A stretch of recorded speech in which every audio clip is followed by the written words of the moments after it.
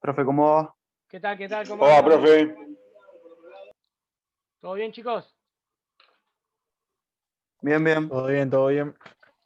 Caí retarde que nunca les había pasado el link. Igual estábamos justo en la clase de otro profe, estábamos terminando, así que no pasa nada. No, porque entré y digo, qué raro. Y después dije, me parece que nunca les revisé la conversación y dije, no. Y bueno, Profe, ahí en 5 minutos se conecta Franquito Orona, que quedó en la otra clase. Ahí en 5 minutos se conecta. bueno. Mientras vamos a esperar que se vayan sumando el resto de... Hola, profe. Nahue, ¿cómo andás? Muy bien.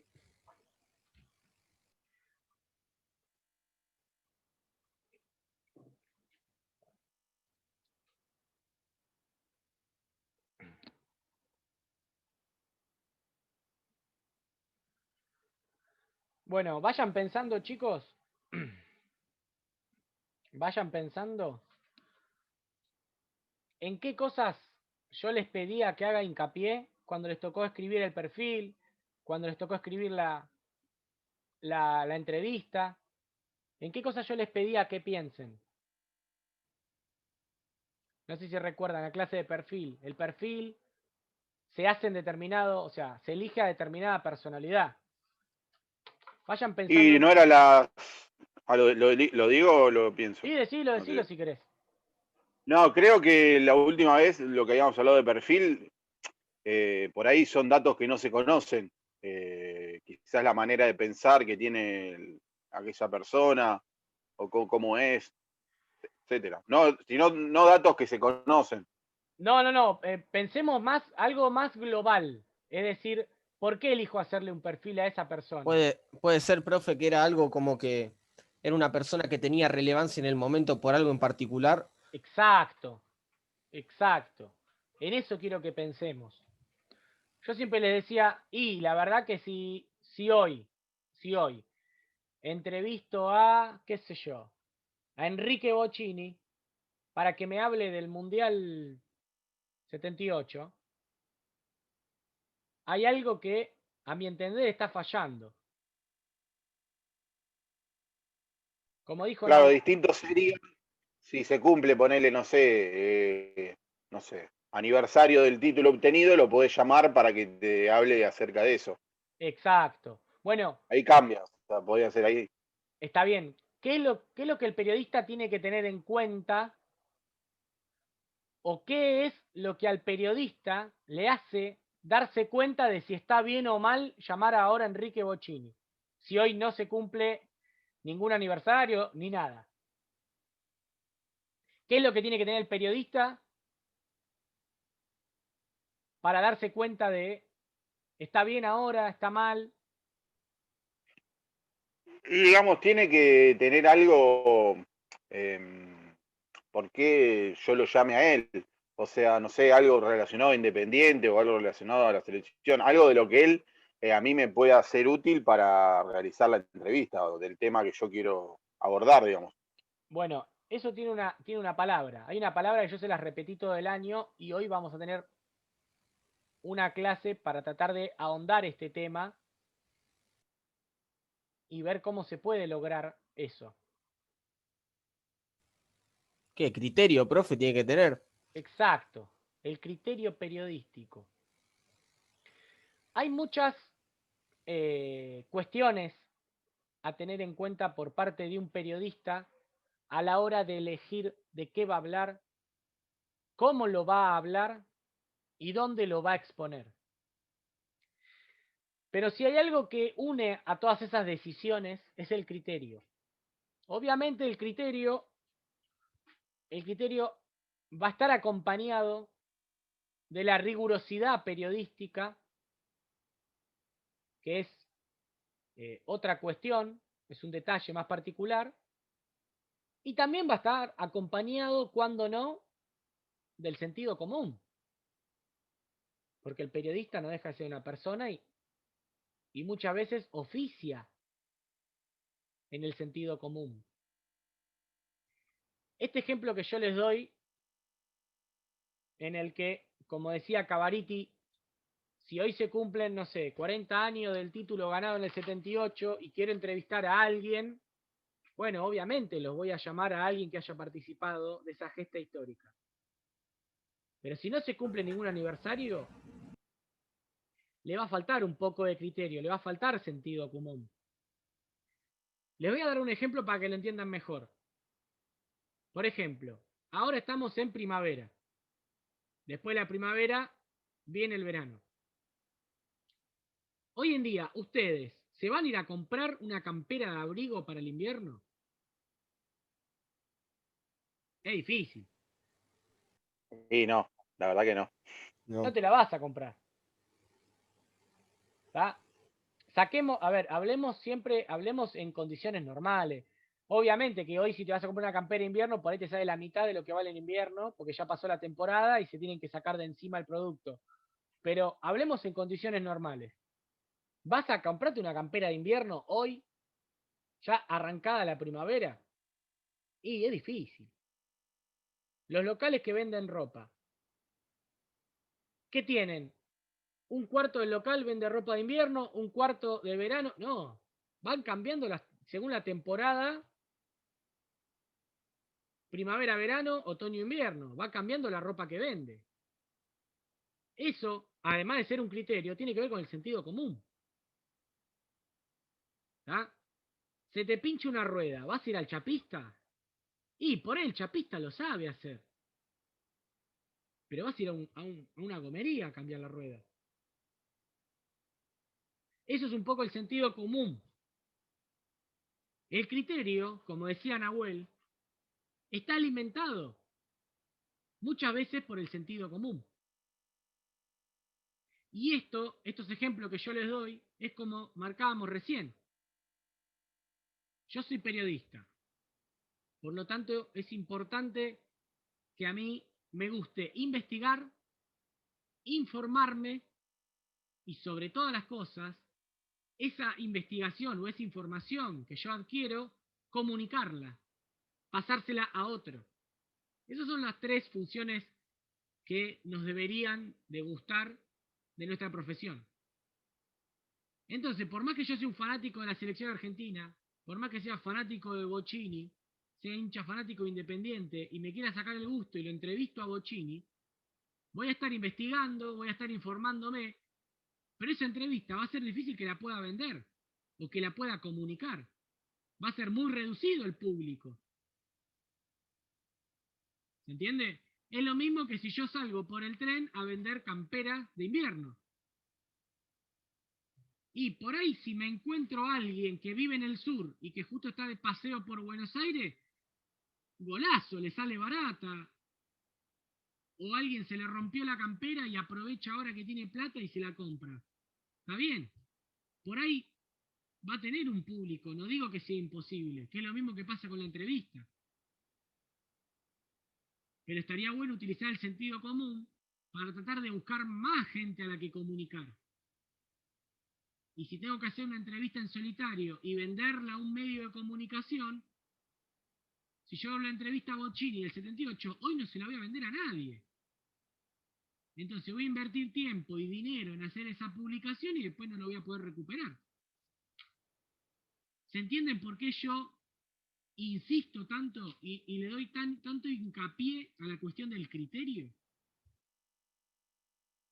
Claro, encima, profe, ponele usted da el ejemplo de Bocchini, capaz haciendo una entrevista a alguien que capaz cuesta menos conseguir, termina teniendo mucha más relevancia, ponele hoy en día con el contexto este que estamos viviendo ahora. Por ejemplo, no sé, a un infectólogo que tire algo, que diga una información fuerte, o alguien capaz termina teniendo más relevancia que una figura tan importante como, por ejemplo, Bocchini.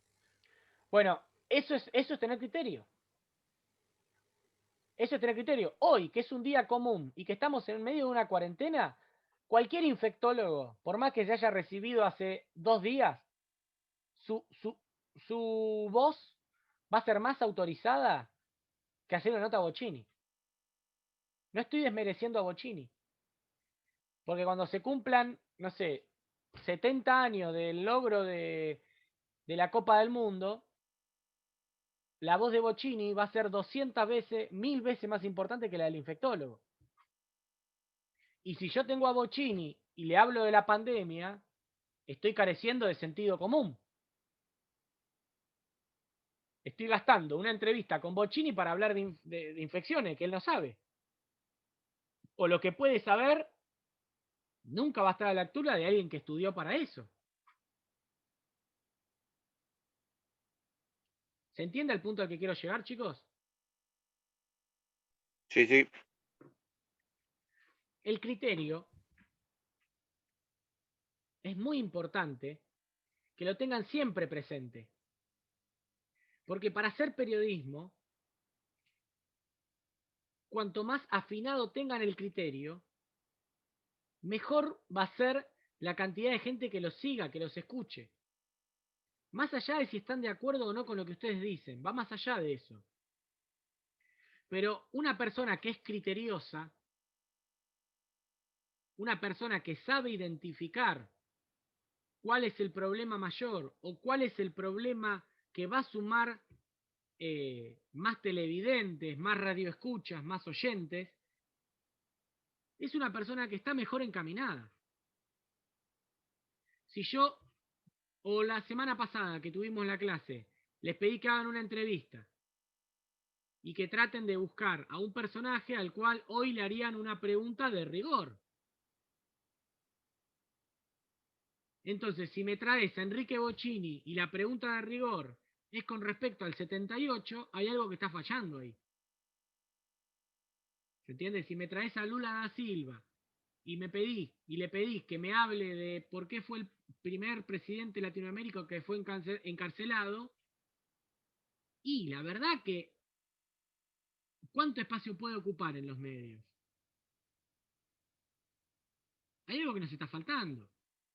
Entonces, es importante que nosotros tengamos en cuenta a la hora de buscar un perfil, a la hora de entrevistar, a la hora de buscar, no sé, alguien para que nos dé un artículo de opinión, ya sea un programa de radio, de TV o en un diario, de tener el rigor y utilizarlo, porque eso va a ser lo que nos va a marcar la pauta y el día de mañana la gente elija o no poner o escuchar nuestro programa. ¿Por qué creen que les hice hincapié clases atrás el tema de los distintos públicos? Eso también es usar el rigor.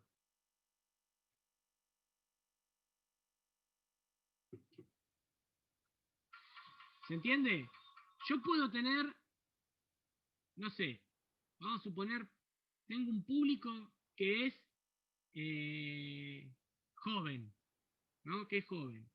Un público apuntado para, no sé, un programa radial a las 5 de la tarde. Y les voy a empezar a hablar de historia de hace 40 años y con vocabulario de hace 40 años. No sé hasta qué punto de vista voy a lograr que ellos me entiendan o que se familiaricen. ¿Se entiende? Sí, profe. ¿Van entendiendo lo que les estoy contando? Les estoy diciendo los ejemplos que estoy poniendo. Sí, sí, profe, clarísimo.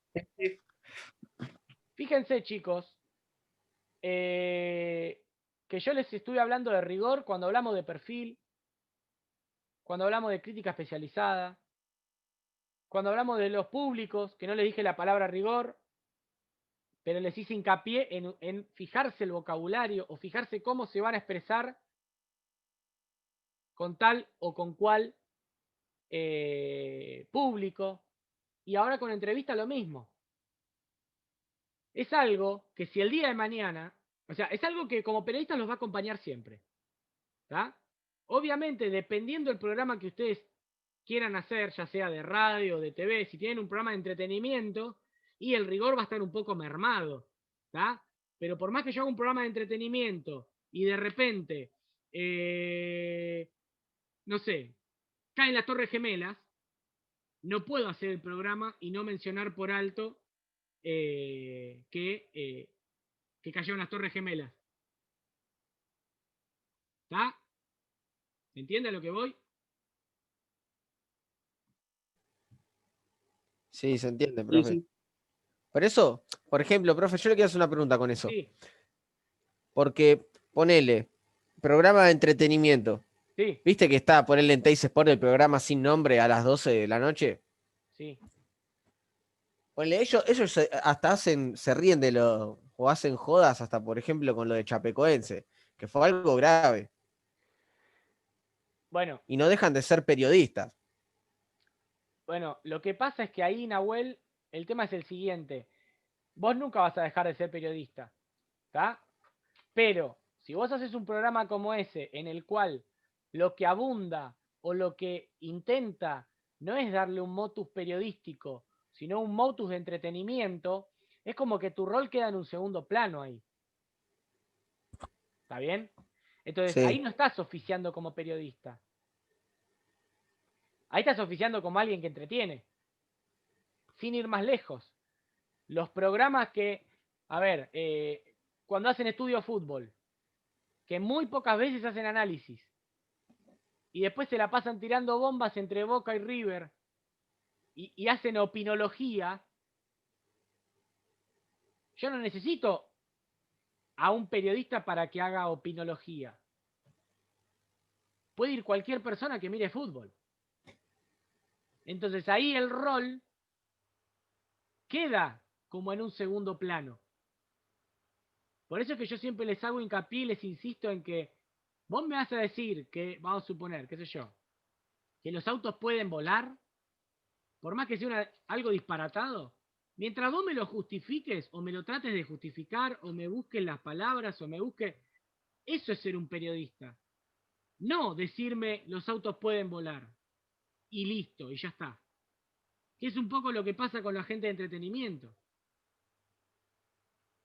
Yo no necesito ser periodista para hacer un chiste con lo de Chapecoense. ¿Se entiende? ¿O acaso acá tuvieron alguna materia que, no sé, que les haga manejar la ironía? No. Entonces ahí el rol ya deja de ser periodístico. Entonces, tomar como ejemplo quizás esos programas no estaría bueno. Por lo menos periodísticamente, ¿eh?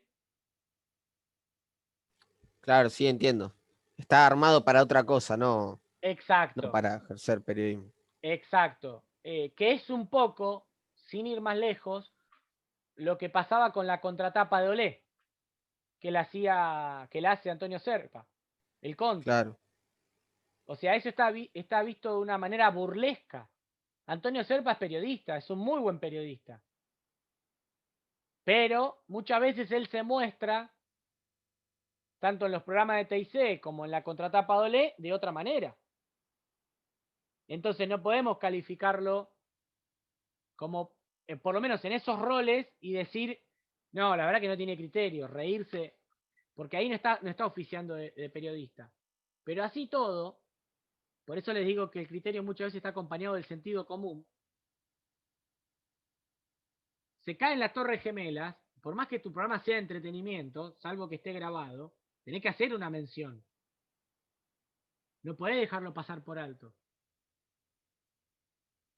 Y, profe, yo le hago una pregunta. ¿Y qué pasa cuando un periodista justamente vende por la falta de criterio que tiene? Por ejemplo, este Pablo Carroza, que lo que hace es bardear, dar información sin chequear, para generar polémica, etcétera, etcétera. Bueno, es que ese es un problema que tenemos nosotros como sociedad. O sea, sin ir más lejos, Jorge Rial tiene un programa hace 20 años y Claro. hace muy poco periodismo. ¿Se entiende? Ventura, lo mismo. Son muy buenos en lo que hacen. Pero difícilmente eso sea periodismo. A ver, como les decía anteriormente, hay tres cosas que ustedes como periodistas estaría bueno que las tengan en claro y que sería lo ideal que, entre comillas, que les guste, porque si les gusta hacer esas tres cosas, el criterio lo van a tener a flor de piel por lo menos siempre. Después les puede salir bien o mal.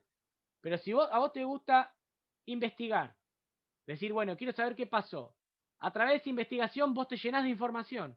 Y no solo eso, sino esa información la traspasás por el solo hecho de que querés que la gente esté informada como vos. Eso es hacer periodismo. Ahora, como hace Carroza, como hacen un montón, Dani Miche en tenis también, a veces se la pasa tirando bombas en Radio Metro, y él es un gran periodista de tenis, pero se mete en un papel en el cual deja momentáneamente el periodismo o utiliza la excusa del periodismo para vender. Si lo que ustedes quieren es vender, que es lo que termina pasando en la tele, en la radio o en la mayoría de los programas que hay, mismo en los diarios también, te vas a convertir en algo amarillista. Y para eso no tenés que ser periodista. Lo que pasa es que ahí, Nahue, es una cuestión de la sociedad. Nuestra sociedad hoy en día está consumiendo más eso que la investigación. La inmediatez, las redes sociales y la gente que está todo el tiempo a mil y no tiene tiempo de sentarse a ver una investigación o a escuchar 40 minutos una investigación. Quiere todo ya, quiere todo rápido. Entonces eso te lleva a que aparezcan personajes y no solo que aparezcan, sino que subsistan. Pero la única manera que hay que, o por lo menos el granito de arena que ustedes pueden aportar, es justamente cambiando esta metodología. Ustedes tienen la oportunidad o van a tener la oportunidad el día de mañana de hacer entrevistas, de hacer perfiles, de hacer columnas. Y todas esos trabajos en los cuales esté emitida la opinión de alguna manera, ya sea propia o de un tercero, es importante que tengan criterio. ¿Para qué? Para poder lograr mayormente acaparar al público. Y ese público va a ser el que el día de mañana diga, no, yo voy a escuchar a Brian Pardo, porque la verdad, siempre cuando pasa algo tiene una voz autorizada y es analítico y es crítico y bla, bla, bla. Les pongo un ejemplo actual, que a raíz de eso viene un poco la clase de hoy. En muchos programas he escuchado que sale a hablar Cavallo de economía. Eso, a mi entender, es no tener criterio. Está bien, ustedes me dirán, Cavallo es economista, pero hizo un montón de daño a la Argentina. Entonces, que este tipo, hoy en día, sea quien nos esté dando consejo, a mí, como periodista, me hace pensar dos cosas. ¿Quién lo contrata o quién lo llama para dar la entrevista? Si lo vas a llamar, por lo menos tenés que aplicarle rigurosidad a esa entrevista que le vas a dar a Cavallo. Porque si vas a hacer una entrevista homenaje, como están haciendo todos en los que salió Cavallo, la verdad que ahí me llama mucho la atención el periodismo que estamos teniendo. ¿Se entiende a lo que voy? Porque ustedes me dirán, es economista, sí, es economista. ¿Fue ministro de Economía de la Argentina? Sí, fue ministro de Economía. Pero fue uno de los peores ministros de Economía que tuvimos. Y estuvo en una de las peores etapas de la Argentina. Y hoy en día ese tipo nos viene a dar consejos a nosotros. Ahí no está fallando Cavallo. Ahí está fallando el periodista que lo está llamando a Cavallo para que dé consejo. Eso también es criterio, chicos. Sí, profe, pero eso también tiene que ver un poco con la bajada de línea que tiene cada medio. Yo hoy estaba viendo a Jonathan Viale, que estaba Lacunza, el ministro que estuvo con Macri de Economía, Sí. y también, o sea, fue un desastre el tipo. Y lo Sí. llamaba y hablaba y le daba consejos al actual ministro de Economía, como si. Ahora, si vos me decís, si el tipo estuvo al frente del Ministerio de Economía y el país era un relojito, lo podés llamar porque decís, bueno, es un tipo, una voz escuchada, y te puede llegar a algún consejo y te puede llegar a servir, pero llaman, como vos decís, a Caballo estuvo en la peor etapa en la Argentina y le hablaba como si fuera que le puede dar consejo a otra persona. Estoy totalmente de acuerdo en lo que decís, Mati, pero ¿sabes cuál es la diferencia? Que yo creo que acá no hay distinción de peronistas, ni pro, ni izquierda. Yo creo que todos estamos de acuerdo que Caballo fue un mal ministro de Economía. Entiendo lo que vos decís y entiendo lo que vas, y yo también coincido en que eh, todos los ministros de Economía, o por lo menos, sin ir más lejos, el gobierno de Alfonsín hubo hiperinflación, y fue el primer gobierno en democracia después de la Junta Militar, y fue elegido por el pueblo, y fue, hasta te diría, un presidente querible, si se quiere, que tanto los peronistas como los radicales, como todos los respetan, y sin embargo, en su época tuvo hiperinflación. Pero en lo que sí estamos de acuerdo todos, me parece, que en este caso no hay una bajada de línea, porque la verdad que el que dice que Caballo fue un buen ministro de Economía, no sé, no sé, es una mala persona, es malintencionada o lo que vos quieras. A eso me refiero, que acá no hay blanco ni negro. ¿Se entiende? En casos particulares. Digo que, tomo este ejemplo de Caballo, porque se va al extremo lo que vos me decís, Mati. Yo entiendo que el ministro de Economía de Macri no fue bueno. Estoy totalmente de acuerdo. Pero no creo que haya sido una situación como la que de estafas millonarias a un montón de gente, como pasó con De la Rúa y Caballo en el 2001. No, obvio, claramente. Yo te hice un comentario porque justo hoy lo enganché en la televisión y un poco para sumar a lo que estabas diciendo vos, que hablaba mucho como dándole consejos Claro, bueno, a Martín Guzmán como si él hubiera hecho las cosas bien como para poder darle consejo a otra persona. Obviamente, sí, aparte Caballo cada vez que va a algún lugar lo escracharon en todos lados por el desastre que hizo, o sea, tanto acá en la Argentina como afuera. claro, eso es lo que yo creo que no. Entiendo al punto que vas y como te dije en un principio, estoy de acuerdo en lo que decís. Lo que pasa es que acá en Argentina lo que nos termina pasando es que la bajada de línea te termina marcando la pauta y la pauta te termina marcando que tenés que entrevistar a un tipo que cuando tuvo la oportunidad no lo hizo bien, como es el ejemplo que vos estás marcando. El tema es que si vos vas a empezar a hilar fino, tenés que caerle a los de ahora, a los de antes, a los de Cristina, a los de Néstor, a los de Dualde. ¿Se entiende, Mati? Nadie resiste un archivo, por así Sí, decirlo. no, obvio, sí, sí, sí. Nadie resiste un archivo. De hecho, yo no estoy en contra de que la gente cambie de pensamiento. De hecho, yo no vengo acá a hablarles de si van a cambiar o no de pensamiento. Pero sí les tengo que hablar a ustedes, que el día de mañana, o por ahí hoy ya lo están haciendo, de qué criterio van a tener. Porque si vas a, como bien vos dijiste, si vas a tener a un periodista de esa índole, por lo menos tenés que ser riguroso. Y si no vas a ser riguroso, porque la bajada de línea de tu programa no te lo permite, por lo menos tener la dignidad de preguntarle qué pasó cuando vos fuiste. ¿Se entiende? ¿Qué pasó? Aunque sea por lo menos amistosamente, entre comillas, digo. Sí, pero el tema para mí es que si vos sos riguroso, ni siquiera se te sienta, ni siquiera te sale al aire porque no sabe cómo explicar las cosas. O sea, vos fijate que en un montón de entrevistas, tanto en su momento a Cristina como a Macri, en ninguna entrevista fueron muy puntuales sobre las cosas que habían hecho mal. Le hablaban cosas generales. O sea, ninguno fue al hueso a preguntarle cosas que le puedan llegar a incomodar como para poder generar una buena respuesta. Siempre fueron preguntas muy globales.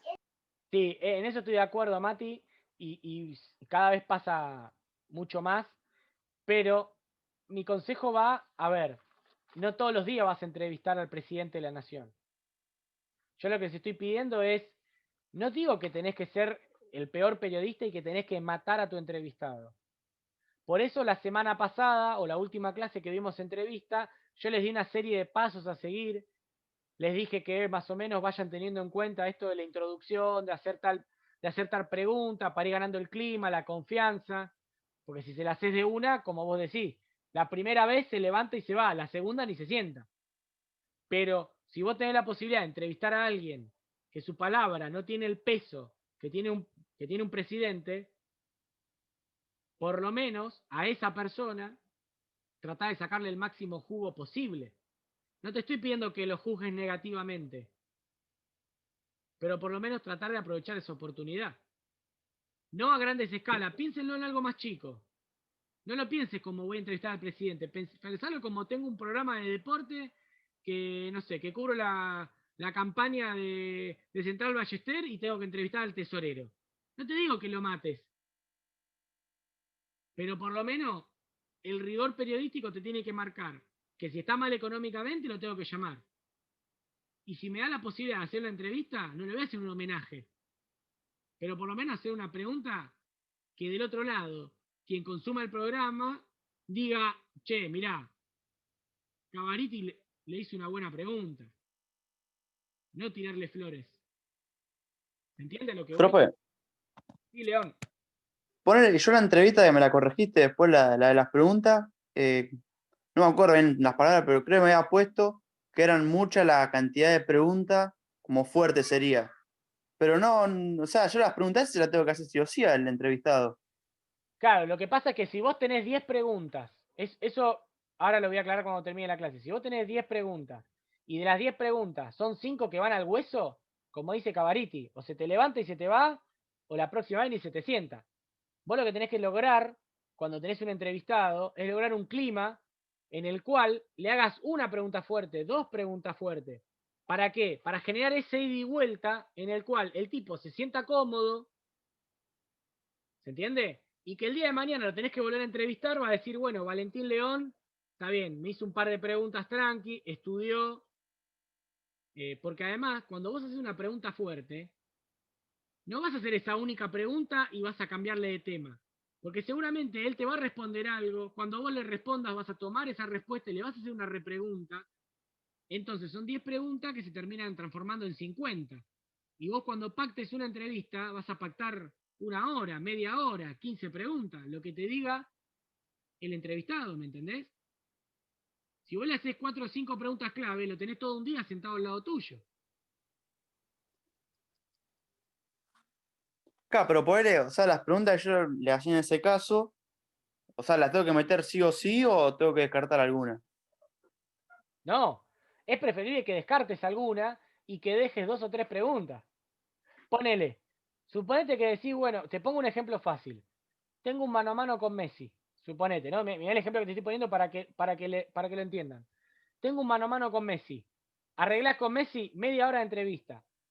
Le vas a preguntar otra vez cómo fue la infancia, cómo fue ir a Madrid, cómo fue que en Newell no te quieran dar no te quieran dar la medicina, y cómo fue llegar a Barcelona y no tener la certeza de que te iban a tomar o no, y cómo fue la vez que casi te echan, y cómo fue, ¿me entendés? Es una pregunta que tardás 7 horas en responder. Y son preguntas que la mayoría ya sabemos la respuesta. Ahora, si yo tengo media hora con Messi, le voy a hacer 2 o 3 preguntas, y si lo tengo hoy, lo más probable es que le pregunte solo por el problema que tuvo con Barcelona. No le voy a preguntar, che, ¿y te gustaría ganar la Copa del Mundo? Porque es obvio que te va a decir que sí, y vas a gastar tiempo, ¿se entiende a lo que voy? En algo en lo cual hoy no tiene un criterio en el cual sea indefectible su respuesta. Obviamente que si yo soy amigo de Messi, que eso es otra cosa, y que sé que lo voy a tener 3 horas sentado, y sí, le tiro con todas las preguntas, pero eso es distinto, porque cuando tenés una relación o de amistad o de cariño o de aprecio con el entrevistado, es distinto. ¿Me entendés? Porque vos sabés que él te va a responder y que va a haber un buen ida y vuelta.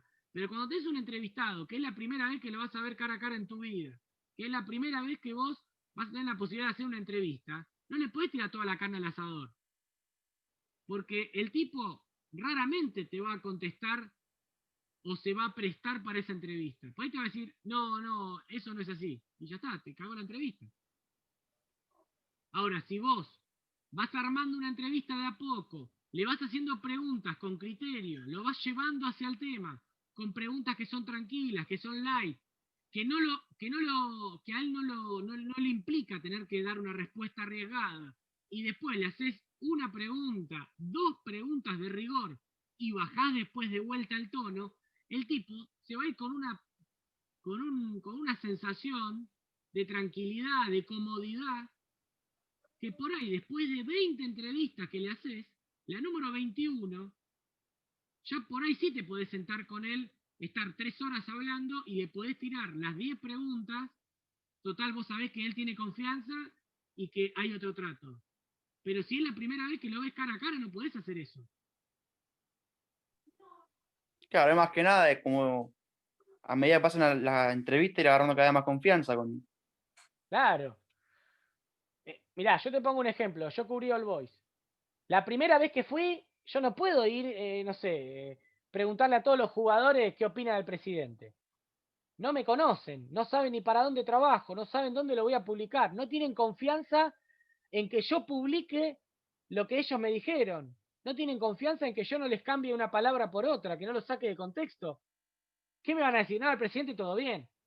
Por ahí después de ir a todos los entrenamientos durante 2 años, se genera otra relación y por ahí el mismo, sin que yo le pregunte, me dice, no, lo que pasa es que el presidente es un boludo. Pero eso yo no lo puedo lograr generar la primera vez que lo veo.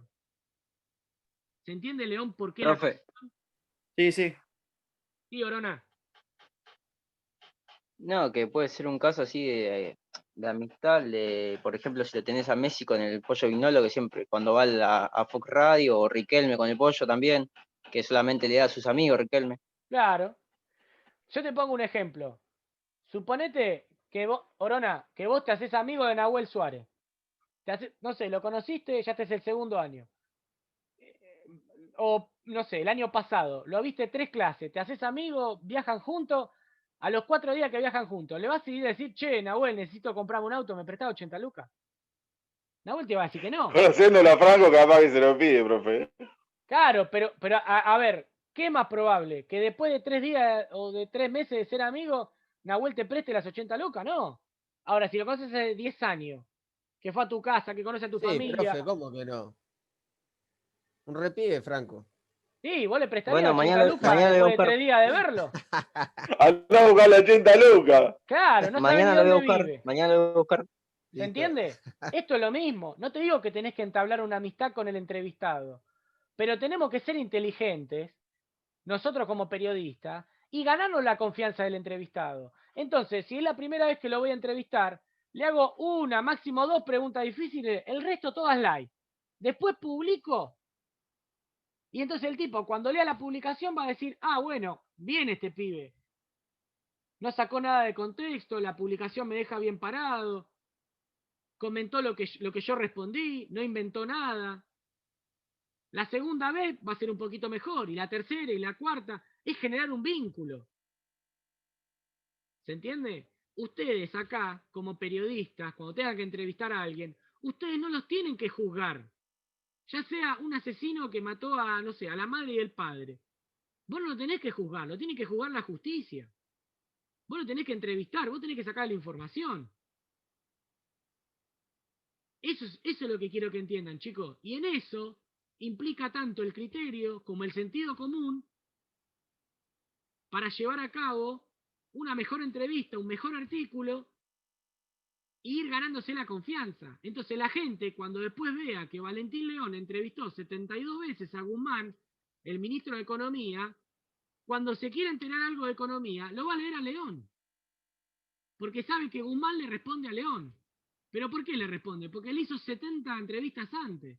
No podemos pretender que en la primera entrevista tirarle toda la carne al asador y que el tipo, el entrevistado, se sienta conforme y que encima nos responda todo. Es una utopía. Eso es lo que quiero que entiendan. Sí, clarísimo, profe.